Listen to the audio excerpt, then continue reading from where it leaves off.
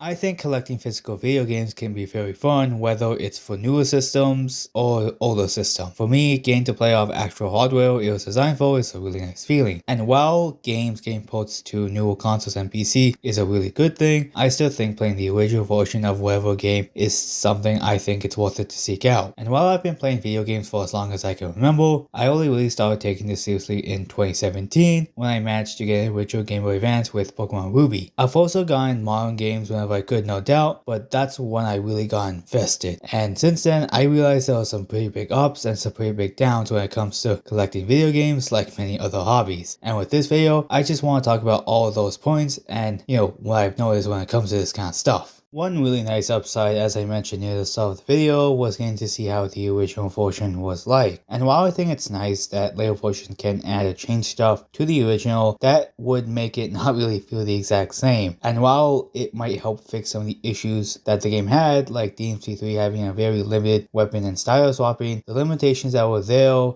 were because of the console. And I feel it's at least somewhat interesting to see that kind of stuff in the game and, how the development of the game went through and stuff like that. But on that, getting said games can get pretty expensive, and of course that's true with all hobbies, but I feel with this it can get really bad and just downright annoying. One of those reasons is just because the game is heavily wanted, like for example all the Pokemon games. If it's that case, then frankly part of me just kind of feels like people just sell them for a high price because they know people want them and they just want to make a lot of money. That might not be 100% the case all the time, but that's just what I think. And another reason for this just could be because the game is rare, and that could just be because it didn't really sell well. I would know I've seen a few cases of this, like for example the Rise of Kusanova games on the PlayStation 2. For me, where I live, it can go up to like $100, $200, and that kind of sucks because they're like the last two games I need to finish the SMT collection I have for my PS2, and unless I want to spend a fortune, I'm not getting those games. And for newer games, I feel this isn't as common, but obviously it can happen if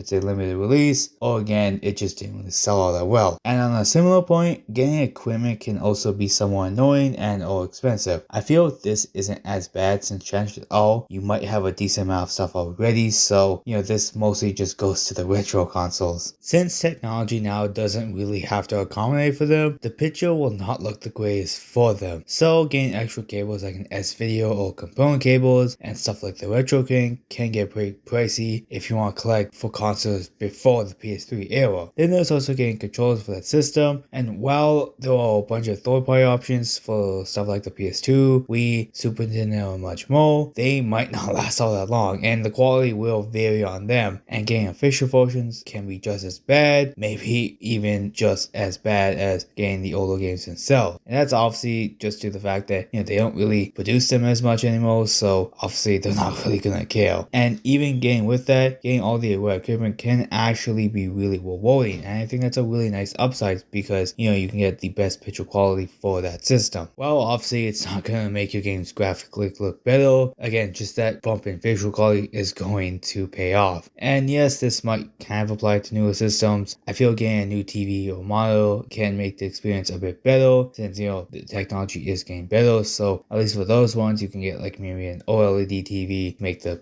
colors look a lot better. Another really great upside I think has to be discovering titles that didn't really make it into the mainstream. This is nice just because some less so popular games might have some really cool ideas and stories in them. For me, I ended up finding about Summer Night Storycraft 1 and 2 due to my interest in the Game Boy Advance, and those two pair of games I think are great. But still, seeing other parts of gaming history that might not really be covered today is really cool to me. And sadly, even then, there can be a big hassle since some re-releases of a game might not be like the original. Sometimes it could be because the version runs poorly on the hardware, it has glitches early in said version, and as I mentioned at a different point, it could have some drastic changes in it to make it not feel like the original game. Like for example, Majora's Mask. You could get the GameCube version, but that has some really weird glitches to it, or you could get the 3DS version, but even then, that really changed enough to the point where, it just kind of feels easier. And then there's also say something like Wind Waker HD, where if you want to play the original, you're gonna have to deal with the stupid prices of the GameCube titles. But while the HD HD version has some nice additions, I still think exploring the original one and,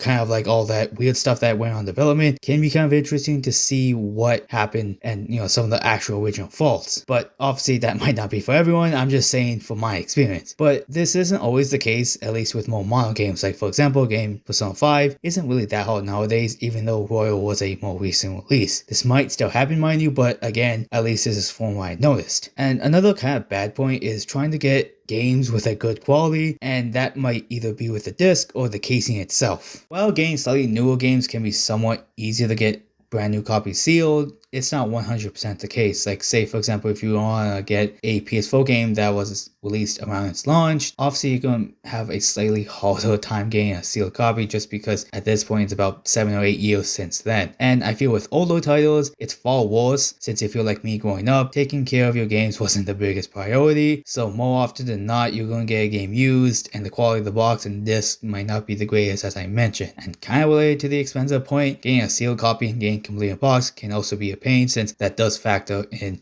how expensive the game is. And moving on to a different point and the final point of the video, I think playing with the console and having those limitations set in place can be pretty interesting. One example of this is say using a Game Boy Advance to connect to a GameCube to battle with your Pokemon in Colosseum or XD. And while this requires a decent amount of setup, experience it firsthand can be pretty fun. This also applies to see how devs got around console limitations, like how Capcom used pre-rendered backgrounds for the Resident Evil games on the PlayStation 1. Then we also have those door animations in those games, and while it made the game slightly more creepier, this was also used to help mask loading with a cool visual effect. There's also examples of this, but stuff like this I think it's pretty cool to see and how your developers just did that stuff. And honestly, at the end, I will always love video game collecting, and looking at the history of all the games and all the great experience it can provide is something I think is one of the best aspects of it. While the lows can be really annoying, the highs to me are much better just because, of all the reasons I mentioned, and just I think it's a fun side activity, and obviously I would recommend it to anyone who has a slight interest in gaming. But I really want to hear what you guys think the ups and downs of game collecting is, so let me know in the comments below. Thank you all for watching and see you guys later, and don't forget to like, comment, subscribe, and also follow me on Twitter. The link is in the description below.